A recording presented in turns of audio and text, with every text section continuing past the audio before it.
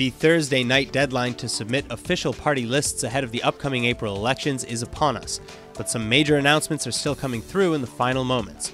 For one, as of Thursday morning, a new centrist left joint list has been created, featuring Prime Minister Netanyahu's top rivals, Benny Gantz of the Israel Resilience Party and Yair Lapid with Yesh Atid. Additionally, the joint list will include former Defense Minister Moshe Ya'alon and his Telem party, which merged with Gantz's Israel Resilience already, along with Gabi Ashkenazi, who is now the third former IDF chief to join the team.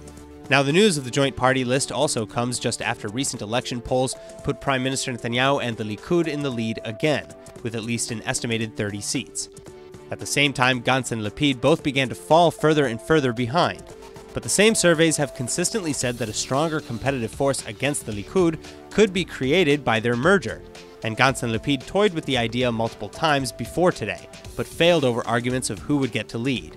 Well, they finally solved their issues this morning in a twofold decision. First, by ensuring that the list will be equal parts Yesh Atid and Israel Resilience, with additional representation from Ya'alon and his Telem party, and second, by agreeing to rotate the role of Prime Minister between Gantz and Lapid every 2.5 years. So should they win in April, Gantz would then be listed as number 1, giving him the first turn as Prime Minister, and Lapid, Ya'alon, and Ashkenazi would be listed as 2, 3, and 4 respectively. Meanwhile, Prime Minister Netanyahu hasn't been sitting idly by as his competition gathers strength against him.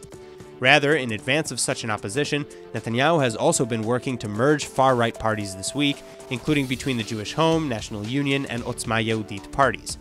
And finally, in a bid to stay competitive themselves, Meretz party leader Tamar Zandberg reportedly reached out to Labor leader Avi Gabay in efforts to also discuss a merger. But Gabay is unlikely to accept the offer, which he refers to as political spin.